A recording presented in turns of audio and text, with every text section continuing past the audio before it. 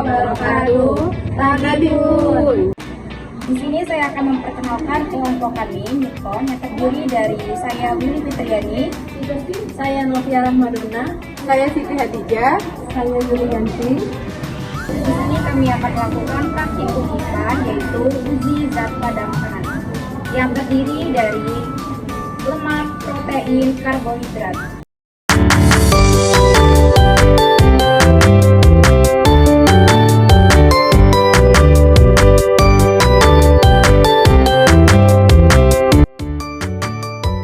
Pertama, praktikum uji karbohidrat. Bahan dan alat yang digunakan ada piring, kentang, biskuit, tepung terigu, margarin, telur rebus, nasi, pisang, gula pasir, apel, dan tahu putih. Langkah pertama praktikum, susun bahan makanan pada piring yang sudah diberi label nama. Tetesi satu persatu bahan makanan dengan 2-3 tetes betadin. Kemudian tunggu 5-10 menit untuk mengamati reaksinya. Setelah didiamkan beberapa saat, bahan makanan yang mengandung karbohidrat akan berubah warna ungu kebiruan setelah ditetesi betadin. Dapat kita lihat jika nasi, pisang, tempe, kentang, tahu, dan tepung terigu menunjukkan perubahan yang signifikan terhadap warnanya menjadi keunguan.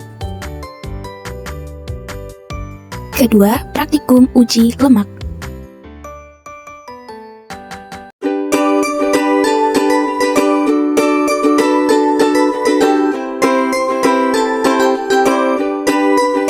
Alat yang digunakan ada piring plastik, pipet, dan kertas coklat. Bahan yang digunakan ada pepaya, kemiri, singkong, wortel, jagung kering, seledri, margarin, susu, kacang tanah, santan, air, dan minyak goreng. Usapkan bahan makanan pada kertas coklat yang sudah diberi label, kemudian diamkan selama 10 menit.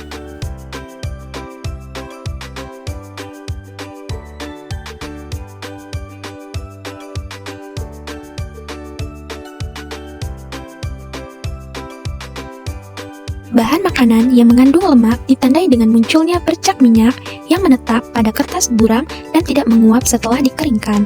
Noda transparan ini membuktikan bahwa bahan tersebut mengandung komponen lipid. Setelah 10 menit, amati satu persatu kertas menggunakan bantuan cahaya atau senter. Bisa kita lihat dari praktikum ini, bahan makanan yang mengandung lemak ada kemiri, margarin, santan, minyak goreng, dan kacang tanah.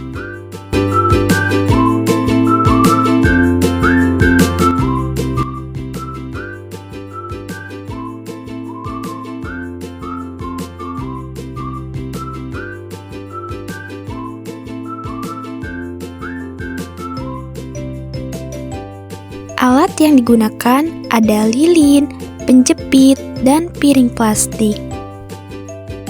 Bahan yang digunakan ada roti, daging ayam, kangkung, seledri, bulu ayam, putih telur rebus, dan tempe.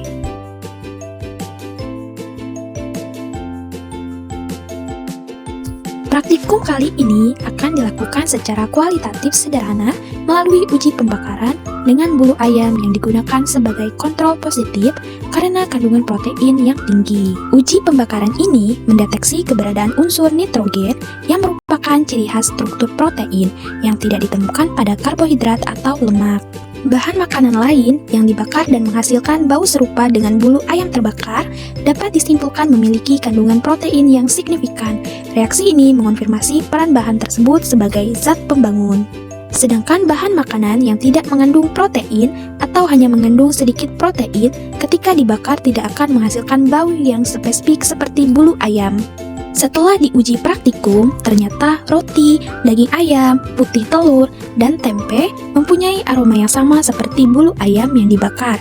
Itu berarti menunjukkan bahan makanan tersebut mengandung protein.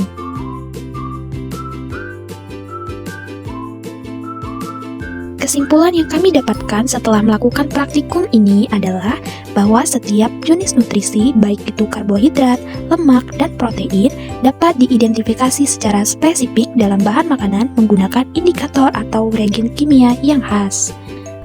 Perubahan warna, penampakan fisik, atau perubahan bau tertentu yang diamati merupakan bukti kualitatif dari keberadaan zat gizi tersebut dalam sampel makanan. Perbedaan hasil uji pada berbagai bahan makanan menunjukkan bahwa kandungan nutrisi tiap bahan bervariasi.